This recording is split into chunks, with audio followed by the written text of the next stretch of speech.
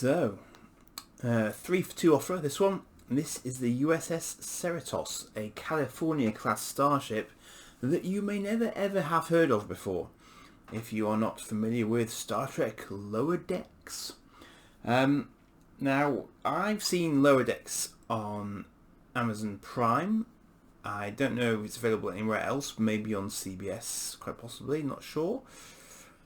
And this is, for the first time in a very, very, very, very long time, an animated Star Trek series.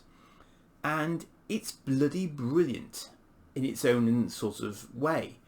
If you are looking for a Star Trek series set in Star Trek The Next Generation era, or shortly thereafter, 2380 I believe, then this is the show for you, because it is bang on in continuity with Next Gen, Voyager, DS9, all that good stuff. It's got Riker in it, it's had Troy in it as well, I believe, on the Titan. It's probably the most canon, and was controversial here, it's probably, I'm going to go with it's the most canon of the follow-on Star Trek series. I can't help it, it is. It's got naff all to do with Discovery. It's got probably very little to do with Picard, because I don't think anyone knows what Picard's about. And Strange New Worlds, don't know, haven't seen it yet, looks cool.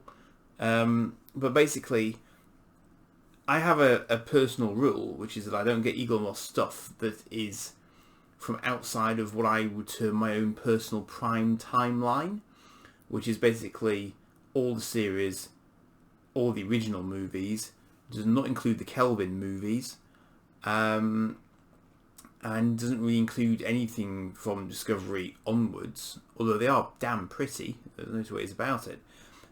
So this therefore gets a loophole exception, because it is in my Prime timeline in terms of its sort of overall setting. It is completely bonkers in the best possible way, in that it is shamelessly taking the Michael out of itself by virtue of it being set on a ship which is a second stringer in Starfleet. And yet, it is still absolutely bob on Next Gen. It's just epic. So I'm just going to open the box now, because I've enthused sufficiently. And as I say, if you haven't seen it, it might not be your cup of tea. I don't know. Oh, look! Now, unlike the recent... oh, wow, this is an old school box. Okay. So I've got a nice official Starships collection. So it's NCC-75567, which I've just read is apparently something to do with his mum's phone number. But as you can see, apparently the yellow stripe indicates its Second Contact Engineering Division, apparently. Fascinating warp nacelles, not totally dissimilar to anything we've seen before. Bizarre sort of strung together navigational deflector in the middle of the two nacelles for no apparent reason. And you know, it looks like it looks for all the world like a kit bash, only it probably really isn't. it's just it's a funny old ship. Right. Now, this is unusual because I've just been unpacking the new black felt version of packaging, and all of a sudden I've got polystyrene again for this one. Just pop the stand out, ready to go. It's quite a big stand actually. And here she is. Okay. Actually, it's nice and weighty. Wow. She's a really, really good weight. Yeah, okay.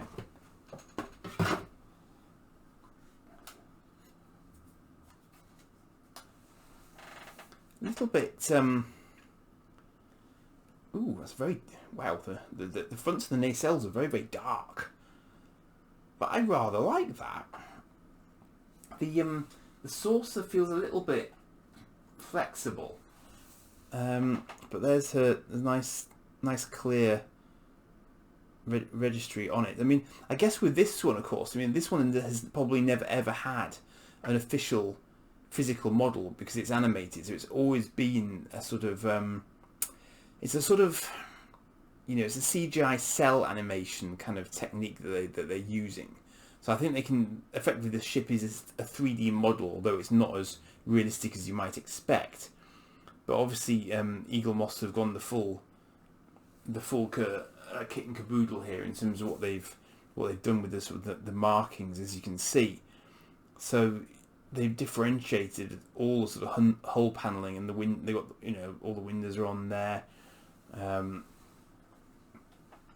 I mean, it's a funny little ship, and yet I completely get why you would do this. Apart from the fact that for a sort of engineering ship, you would think there isn't a huge amount of cargo space in there. I'm just looking around. I'm trying to remember where the shuttle bay is. They do carry a complement of shuttles. Oh, probably up here, I guess. Probably in the sort of Galaxy class styling. I would imagine that is the shuttle bay up there, up top. It has been a while. I think I think they'll be on season 3 if it's still going, which I imagine it probably is, because it's just a really, really clever show, and it is properly hilarious as well. It has to be said. I mean, it's not afraid to take the mic out of itself. So it's doing all these sort of classic kind of Star Trek tropes in effect. But it works really, really well because clearly the people who do this particular show are not afraid of paying homage to the the sort of the 90s timeline that I'm most familiar with, which is brave of them, because I think a lot of the current Trek shows are obviously trying to do the sort of the reinvention bit, whereas this one is not afraid to. Now, unusually for a Federation starship, that's actually going to sit like that and not fall over at an unusual angle, which is good a bit. So yeah, I mean, they've been up against rather unusually, the Pakled have featured quite prominently in the series. But this is what I love about it. It's like the Pakled were in maybe, I don't know, one episode of Next Gen, and then they've managed to make them into one of the big bads in this series, which is very, very clever. Very clever. They've used the animated medium to their great advantage in that they can bring in lots of different species into it without, of course, having to fork out loads for CGI and makeup, which is very, very clever of them. Because I think even back in the original days of the original animated series with Kirk's generation, they were able to do stuff they wouldn't otherwise have been able to do, of course, because of the how ridiculously expensive it would have been for them to introduce new models and so on. So now comes the guesswork element of where do I...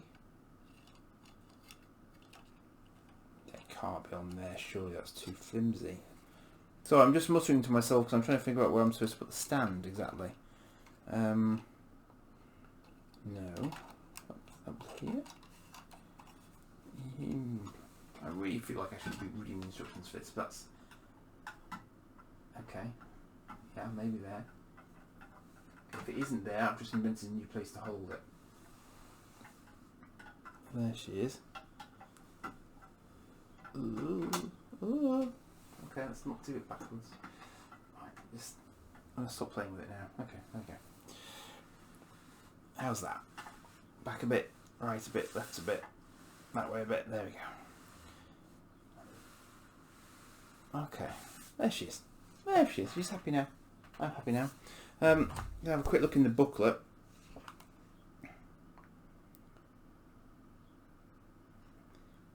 I mean, if you're interested, this is obviously not a class of starship that has appeared in any of the Next Generation episodes, or indeed ever.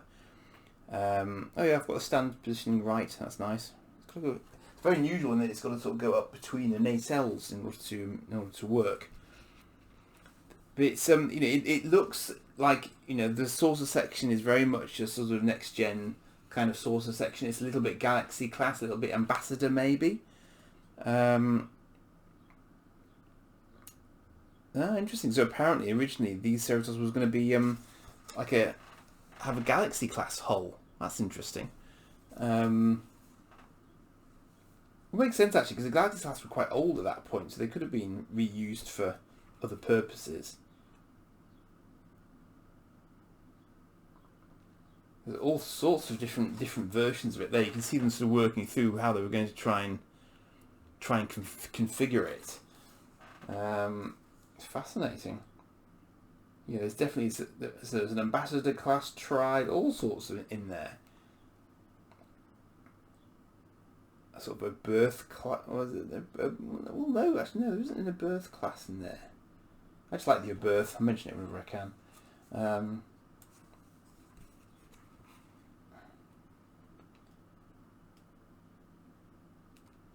mean, if you just watch the intro on YouTube, I dare say it's out there.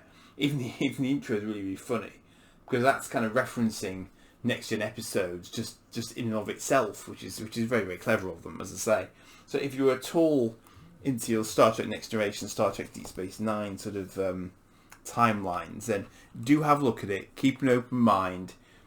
It is funnier than it has any sort of right to be this long after the original series, but it is a good wheeze. So I got this one from Hero Collector on a 3 for 2. Don't know if you'd be able to repeat that, but obviously if you can, so much the better, because it's, paying less money is always better than paying more money.